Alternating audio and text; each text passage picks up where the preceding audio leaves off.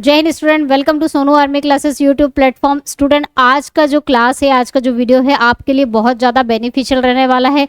बहुत सारे बच्चों के डाउट्स रहते हैं आने वाली एग्जामों के लिए हमारी एज लिमिट क्या रहेगी, क्या हम एज लिमिट, हमारी एज कम तो नहीं पड़ रही है, हमारी एज ज़्यादा तो नहीं हो रही है। ये सब बातें आज की क्लास में हम करने वाले हैं।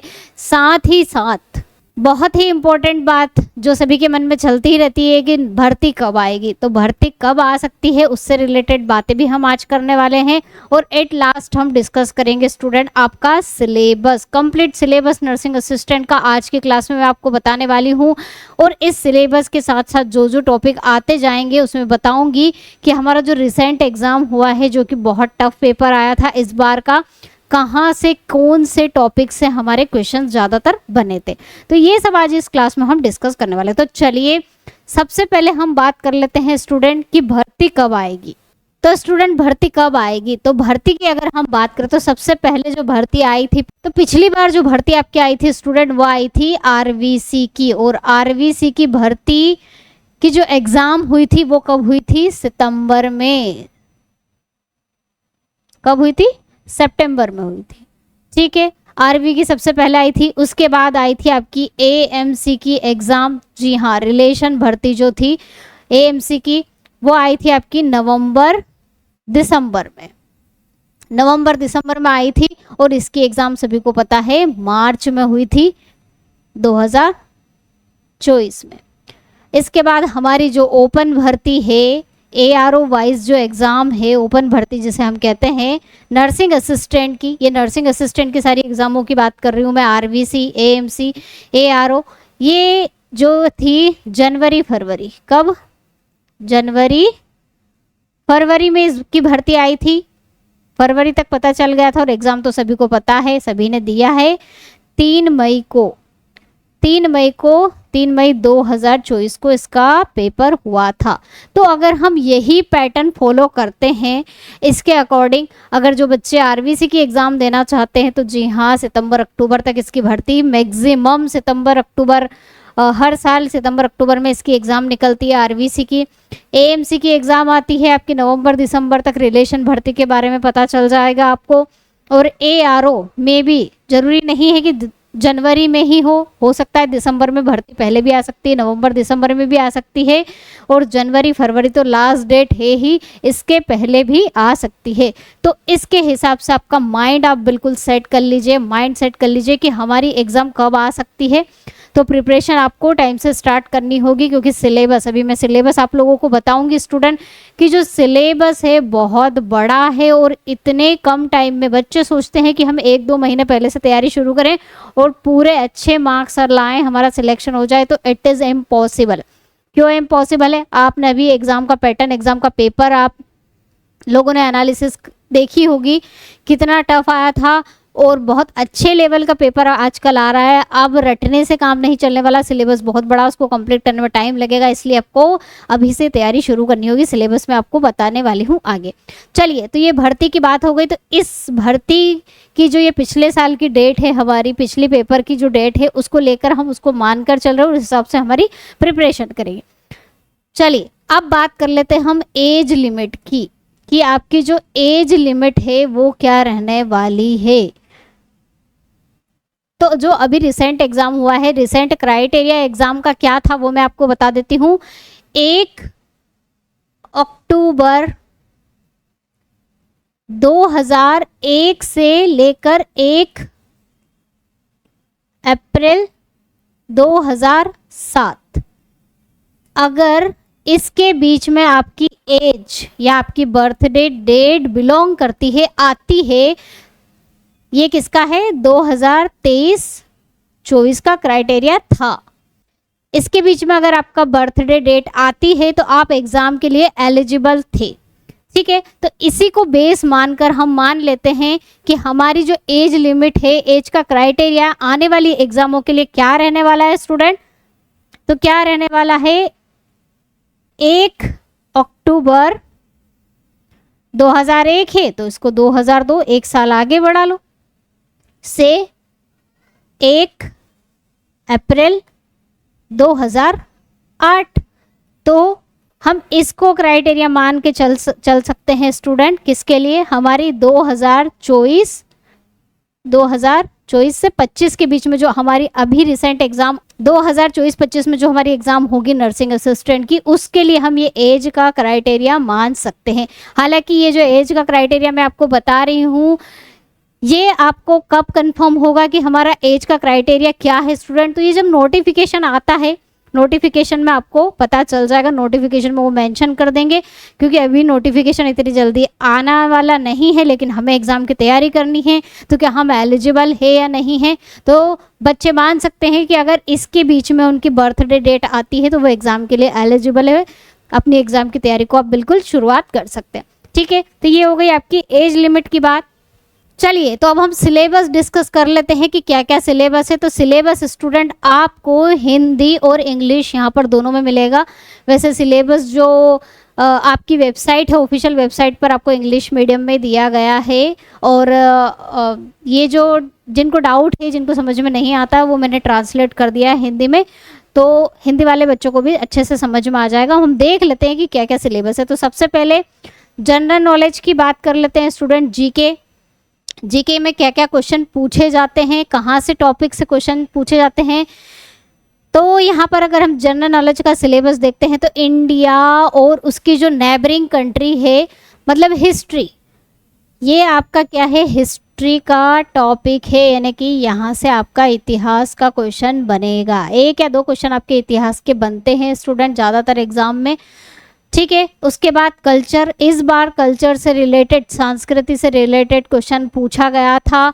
जो त्योहार हैं हमारे, कौन कौन से त्योहार मनाए जाते हैं, उससे रिलेटेड क्वेश्चन आया था।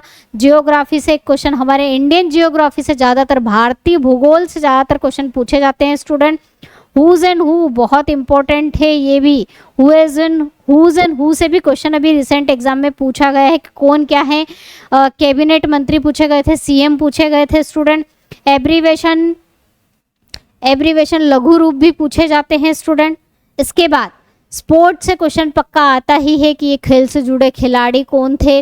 अवार्ड्स और प्राइजेस, बहुत ज़्यादा क्वेश्चन यहाँ से भी बनते हैं। टर्मिनोलॉजी, जैसे कि HTTP क्या होता है, WW क्या होता है, इस तरह से शब्दावली से क्वेश्चन आपके जीके में पूछे जाते हैं। इंडियन आर्म फोर्सेस, भारतीय सशस्त्र सीमा, सशस्त्र बल के ऊपर क्वेश्चन पक्का आता ही है। कॉन्टिनेंट, सब कॉन्टिनेंट से क्वेश्चन पूछे जाते हैं, लेकिन बहुत कम पूछे जाते हैं। इन्वेंशन और डिस्कवरी, आविष्कार और खोजें, यहाँ इससे भी क्वेश्चन आजकल बहुत कम हो गए, लेकिन पूछे जा सकते हैं। इसके बाद द कॉन्स्टिट्यूशन से भी इस बार क्वेश्चन बना था। जी हाँ, एक क्वेश्चन पक्का आता ही आता है, इस बार पूछा गया था। इंटरनेशनल ऑर्गेनाइजेशन, अंतर्राष्ट्रीय संगठन, WHO हो गया, हमारा UNO बहुत इंपॉर्टेंट है, इससे क्वेश्चन एग्जाम में पूछा ही जाता है। बुक्स एंड ऑथर से भी इस बार क्वेश्चन पूछा गया था कि किस बुकर पुरस्कार से रिलेटेड एक क्वेश्चन था स्टूडेंट, जो कि बुक्स एंड ऑथर से जुड़ा हुआ था, तो ये भी पूछा जाता है। चलिए आगे और देख लेते हैं क्या क्या टॉपिक हैं जीके में पूछे जाते हैं। नॉलेज ऑफ इम्पोर्टेंट इवेंट्स, जी हाँ, जो वर्ल्ड लेवल पर और इंडिया लेवल पर जो भी इवेंट्स होते हैं, जैसे कि अभी सोलर सिस्टम से रिलेटेड कितनी ऊर्जा, कितनी GDP मिलती है, उस तरह का क्वेश्चन आपको यहाँ पर पूछा गया था, तो ये भी पूछे जाते हैं। करेंट में जो इवेंट्स हुए हैं वर्ल्ड लेवल पर पूरे दुनिया में, वो भी पूछे जाते हैं। प्रोमिनेंट पर्सनालिटी, ये आपके सब करेंट के टॉपिक हो गए। ये आपका करंट, मतलब करंट अफेयर के क्वेश्चन भी इस बार बहुत सारे पूछे गए थे स्टूडेंट, तो ये आपका जीके का सिलेबस हो गया। आगे हम बात करते हैं फिजिक्स के आपको 5 क्वेश्चन पूछे जाते हैं। सिलेबस देख लीजिए क्या क्या है इसका। Physical property, state of matter से क्वेश्चन बनते हैं। मास, वेट, वॉल्यूम, डेंसिटी और स्पेसिफिक ग्रेविटी क्या होती है, इनकी डेफिनेशन, इनकी क्या डेफिनेशन, परिभाषा पढ़ना है, और परिभाषा के अलावा इनके सूत्र भी पढ़ना है। और क्या, इनके सूत्र यानी कि फॉर्मूले, इससे रिलेटेड क्वेश्चंस भी बनते हैं। इसके अलावा प्रिंसिपल ऑफ आर्किमिडीज इंपॉर्टेंट है, क्वेश्चन बनते हैं स्टूडेंट। और इस मोशन ऑफ ऑब्जेक्ट, वस्तुओं की गति, सर्कुलर मोशन, इस तरह से वृत्ताकार गति, इससे भी क्वेश्चन बनते हैं। वेलोसिटी और एक्सेलरेशन बहुत इंपॉर्टेंट है। वेग और त्वरण से क्वेश्चन इस बार भी पूछे गए थे आपके। न्यूटन्स लॉ ऑफ मोशन से क्वेश्चन इस बार आपका नर्सिंग असिस्टेंट में पूछा गया था। पहला नियम तीसरा नियम से जुड़ा हुआ। ये बल और संवेग की डेफिनेशन क्या है, इसका सूत्र क्या है, और एसआई यूनिट, सबकी डेफिनेशन के साथ साथ एसआई यूनिट भी आपको पढ़ना है। यहाँ से भी क्वेश्चन बनते हैं। ये वाला जो पोर्शन है आपका पैरेललोग्राम ऑफ फोर्सेस और stability and equilibrium of the bodies, ये जो है ये टॉपिक से क्वेश्चन बहुत कम बनते हैं, तो इसको आप ना पढ़ें तो भी चल जाएगा। ग्रेविटेशन इंपॉर्टेंट है, यहाँ से भी क्वेश्चन बनते हैं। वर्क, पावर और एनर्जी, कार्य, ऊर्जा और शक्ति से इस बार क्वेश्चन बना था आपका नर्सिंग असिस्टेंट में। शक्ति के फॉर्मूले के ऊपर न्यूमेरिकल पूछा गया था। न्यूमेरिकल्स भी पूछे जाते हैं फिजिक्स में। हीट एंड इट्स इफेक्ट्स, ऊष्मा और उसके प्रभाव से भी क्वेश्चन बना था। कंडक्शन, कन्वेक्शन, चालन, रेडिएशन क्या होता है, ये सब इसमें आते हैं। साउंड से रिलेटेड अनुदैर्ध्य और अनुप्रस्थ तरंगे किस तरह की होती है, साउंड होती है, लाइट होती है, क्वेश्चन पूछा गया था आपका इस बार। यहाँ से भी क्वेश्चन बना। रिफ्लेक्शन एंड रिफ्रैक्शन, परावर्तन अपवर्तन से भी क्वेश्चन आपका बना था। स्पेरिकल मिरर्स एंड लेंसेस, यहाँ से भी, ये पूरा प्रकाश वाला चैप्टर है, ये पूरा आपका लाइट वाला चैप्टर है, यहाँ से भी क्वेश्चन बनते हैं, प्रकाश। ठीक है, चलिए, तो ये आपका फिजिक्स का सिलेबस हो गया। Types and property of magnet से इस बार क्वेश्चन बने थे स्टूडेंट। मैग्नेट का क्वेश्चन पूछा गया था। Static and current, electricity, conductor, non conductor, बहुत कम क्वेश्चन पूछे जाते हैं यहाँ से, ओम्स लॉ से, और heating effect of the electricity से। ये पूरा जो चैप्टर है आपका, ये तीनों चारों पॉइंट आपके किस में कवर हो जाएंगे, इलेक्ट्रिसिटी वाले चैप्टर में कवर हो जाएंगे। इलेक्ट्रिसिटी यानी विद्युत धारा, विद्युत धारा का तापीय प्रभाव, विद्युत धारा के सर्किट, ये सब, तो इलेक्ट्रिसिटी से भी क्वेश्चन बनते। चलिए, अब बात करते हैं स्टूडेंट केमिस्ट्री। तो केमिस्ट्री के 15 क्वेश्चन, बायोलॉजी के 15 क्वेश्चन आप लोगों को पूछे जाते हैं, जो कि बहुत इंपॉर्टेंट है ये आपके लिए। तो इसका सिलेबस जरा ध्यान से देख लेना, कहाँ से क्या क्वेश्चन बनते हैं। वैसे केमिस्ट्री पूरी इंपॉर्टेंट है। इस बार फिजिकल, भौतिक परिवर्तन और रासायनिक परिवर्तन से हर बार एक क्वेश्चन आपका बनता है, जो कि बहुत इंपॉर्टेंट है, पढ़ना ही पढ़ना है। एलिमेंट, मिक्सचर और कंपाउंड, तत्व, यौगिक और मिश्रण क्या होते हैं, इनकी प्रॉपर्टीज, इनके विशेषताएं, इनके गुण क्या हैं, वो आपको पढ़ना है। इससे भी क्वेश्चन बनते हैं। केमिकल सिंबल, केमिकल सिंबल मतलब पीरियोडिक टेबल आपको पढ़ना है। पीरियोडिक टेबल में जितने भी एलिमेंट्स हैं उनके सिंबल, और मैं आपको हमेशा बताती हूँ कि एटॉमिक नंबर और एटॉमिक मास आपको याद करना है। पीरियोडिक टेबल यहाँ पर इन्होंने मेंशन नहीं किया है, लेकिन एटॉमिक नंबर और एटॉमिक मास जो हैं, परमाणु द्रव्यमान और परमाणु संख्या, परमाणु द्रव्यमान, इस बार परमाणु द्रव्यमान से जुड़े हुए क्वेश्चन नर्सिंग असिस्टेंट में केमिस्ट्री में पूछे हैं। तो पीरियोडिक टेबल पढ़ें, तो पीरियोडिक टेबल में परमाणु संख्या, परमाणु द्रव्यमान, उनके आपको पता होना चाहिए। फॉर्मूले तो इम्पोर्टेंट है ही हैं। यहाँ पर फॉर्मूले का, सूत्रों का मतलब ये है कि प्लास्टर ऑफ पेरिस का सूत्र क्या होता है, इस तरह से पूछ लिया जाता है। रासायनिक समीकरणों के प्रकार, विघटन अभिक्रियाएं, ऑक्सीकरण अभिक्रियाएं, अलग अलग टाइप की अभिक्रिया होती है, अलग अलग प्रकार की अभिक्रियाएं होती है, कितने प्रकार की होती है, उससे क्वेश्चन बनते हैं। Chemical combination, law of chemical combination से इस बार क्वेश्चन बना था। और क्या क्वेश्चन बना था, देखिए, साइंटिस्ट का नाम पूछ लिया था कि ये जो केमिकल कॉम्बिनेशन का नियम है किसने दिया था, प्राउस्ट ने दिया था, किसने दिया था, इस तरह का क्वेश्चन यहाँ पर पूछा गया था। Property of air and water, वायु और जल के गुण क्या क्या हैं, ये भी आपको पढ़ना है। Preparation and property of hydrogen, oxygen और नाइट्रोजन, इस बार जो नर्सिंग असिस्टेंट में क्वेश्चन पूछा गया था वो था आपका नाइट्रोजन की प्रॉपर्टी से रिलेटेड क्वेश्चन। इसके अलावा ऑक्सीडेशन एंड रिडक्शन, ऑक्सीकरण और अपचयन से भी आपके क्वेश्चन बनते हैं। आगे देखते हैं एसिड, बेस और सॉल्ट, अम्ल, क्षार और लवण। वैसे केमिस्ट्री में सारे टॉपिक इंपॉर्टेंट है, कहीं से भी कोई सा भी क्वेश्चन पूछा जा सकता है। कार्बन और इसकी फॉर्म से भी क्वेश्चन पूछे जाते हैं। नेचुरल और आर्टिफिशियल फर्टिलाइजर से भी क्वेश्चन बनते हैं स्टूडेंट। खाद, हरी खाद क्या होती है, ये सब क्वेश्चन यहाँ से बनते पूछे जाते हैं। Elementary idea about structure of atom, atomic equivalent weight और मॉलिक्यूलर वेट और वैलेंसी, वैलेंसी से इस बार क्वेश्चन पूछा गया था। और इक्विवेलेंट वेट भी से भी आपका नर्सिंग असिस्टेंट में इस बार क्वेश्चन पूछा गया था। तो ये टॉपिक भी इंपॉर्टेंट है। एटॉमिक स्ट्रक्चर, परमाणु संरचना के साथ साथ संयोजकता से क्वेश्चन बना था आपका, ठीक है। और समतुल्य भार से भी क्वेश्चन आपका यहाँ पर बना था, ठीक है। तो ये आपका हो गया केमिस्ट्री का सिलेबस। चलिए, मैथ में आपको एलजेब्रा पढ़ना है। अलजेब्रा में आपके सर्ड एंड इंडाइसिस और ये सब आ जाते हैं।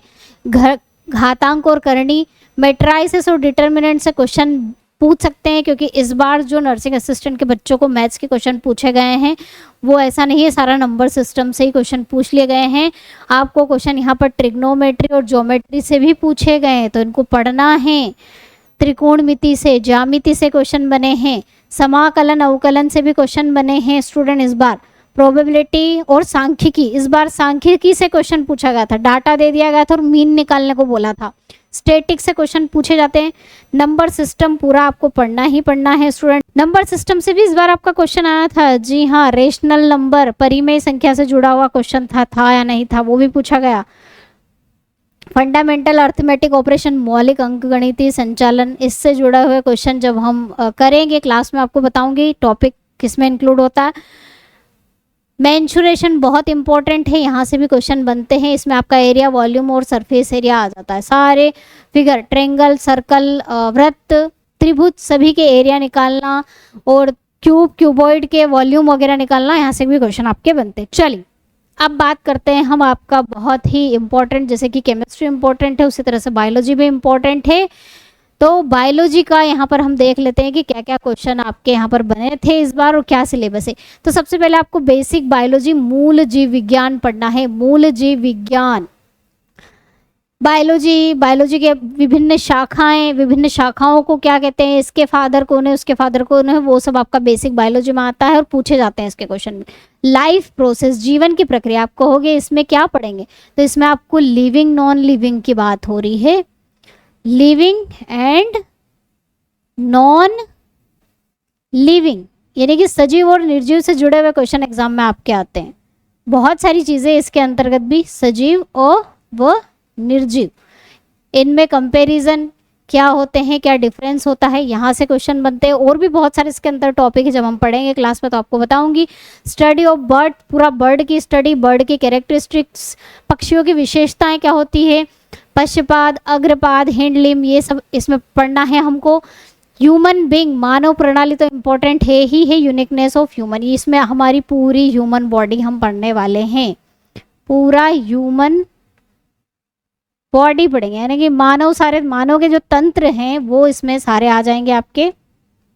आपका डाइजेस्टिव, पाचन तंत्र हो गया, उत्सर्जन तंत्र हो गया, ये सब यहाँ से, ये दोनों टॉपिक आप इसके उसमें कवर हो जाएंगे। फूड एंड हेल्थ, भोजन और स्वास्थ्य, इसमें आएंगे आपके सारे विटामिन, प्रोटीन, कार्बोहाइड्रेट, वसा, जितने भी मैक्रो न्यूट्रिएंट्स होते हैं जो हमारी बॉडी के लिए ज़रूरी है, वो सब हम फूड एंड हेल्थ में पढ़ने वाले हैं। और ह्यूमन डिसीज भी इसमें आ जाएगी। नेसेसिटी ऑफ बैलेंस डाइट, अब जितने भी हैं विटामिन, प्रोटीन, कार्बोहाइड्रेट, कितनी कितनी क्वांटिटी हमारे शरीर को ज़रूरत है वो सब हम इसमें देखेंगे। इसमें क्वेश्चन पूछे जाते हैं। वेस्टफुल फूड प्रैक्टिसेस, खाद्य अपव्यय, यहाँ पर आपकी जो खाद है, खाद से कंपोज्ड हो गया, खाद हो गया, ग्रीन मैन्योर हो गया, इसकी सब बातें होती है और इससे क्वेश्चन यहाँ पर बनते हैं मैन्योर से रिलेटेड। खाद्य उपज, यहाँ पर टाइप्स ऑफ क्रॉप्स के बारे में पढ़ना है, फसलों के प्रकार, रबी की फसल, खरीफ की फसल में कौन सी फसल आती है, इस तरह के क्वेश्चन यहाँ से बनेंगे। इस बार जो क्वेश्चन आपके ज़्यादातर बने हैं स्टूडेंट, वो बने हैं इकोलॉजी से, यानी कि पारिस्थितिक तंत्र से क्वेश्चन आपके बहुत ज़्यादा बने हैं। साइकिल्स ऑफ मटेरियल, पदार्थों के चक्रण में हम विभिन्न प्रकार के साइकिल है, नाइट्रोजन साइकिल, ऑक्सीजन साइकिल, उससे क्वेश्चन पूछे जाते हैं। असेंशियल फॉर गुड हेल्थ, अच्छे स्वास्थ्य के लिए ज़रूरी बातें। इसके अलावा लिविंग रिसोर्सेस, लिविंग रिसोर्सेज से इस बार क्वेश्चन बने थे सबसे ज़्यादा। मैक्सिमम वेटेज आपका जो इस बार नर्सिंग असिस्टेंट में जो पूछा गया था, स्पेशली सेकंड शिफ्ट में, वो इकोलॉजी से और लिविंग रिसोर्सेज से भी क्वेश्चन। रीन्यूएबल, नवीनीकरण, अनवीनीकरण, नवीनीकरणीय,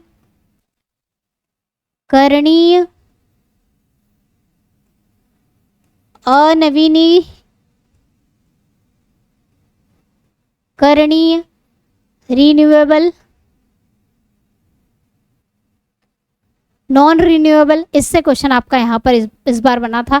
हैबिटेट एंड ऑर्गेनिज्म, आवास और जीव, ऑन अडेप्टेशन। इसमें हम पढ़ते हैं ना मरुस्थल में पाए जाने वाले पौधों को क्या कहते हैं, लवणीय क्षेत्र में पाए जाने वाले पौधों को क्या कहते हैं, हेलोफाइट्स, ज़ेरोफाइट्स। ये सब किसके अंतर्गत आते हैं, इसके अंतर्गत आते हैं। तो यहाँ से भी क्वेश्चन, तो इस बार जो क्वेश्चन थे ह्यूमन बॉडी से बहुत कम क्वेश्चन बने थे, आपके इकोलॉजी सिस्टम से, पारिस्थितिक तंत्र से क्वेश्चंस बहुत ज़्यादा बने थे स्टूडेंट। तो स्टूडेंट ये जितने भी टॉपिक मैंने आज आपको सिलेबस में बताए हैं ये सब ऑलरेडी रिकॉर्डेड बैच के फॉर्म में आपको सोनू आर्मी क्लासेस एप्लीकेशन पर बैच के फॉर्म में, नर्सिंग असिस्टेंट फाउंडेशन बैच 1.0 के फॉर्म में मैंने प्रोवाइड कर दिया है। अगर आप अभी से तैयारी करना चाहते हैं तो ये रिकॉर्डेड बैच है जिसमें जितने भी मैंने सिलेबस में टॉपिक आपको बताए हैं वो सारे बिल्कुल डिटेल में करवाए हैं। तो जो अभी से अपनी एग्ज़ाम की तैयारी को करना चाहते हैं, बहुत अच्छे से करना चाहते हैं, वो इस बैच को, नर्सिंग असिस्टेंट फाउंडेशन बैच 1.0 को ज्वाइन कर सकते हैं। जो बच्चे इस बैच को ज्वाइन करेंगे उनको अभी जुलाई के मंथ में स्टार्ट होने वाली है लाइव बैचेस, वो बिल्कुल फ्री में अवेलेबल हो जाएगी इस बैच के साथ, जिन बच्चों ने इस बैच को अभी ज्वाइन करेंगे।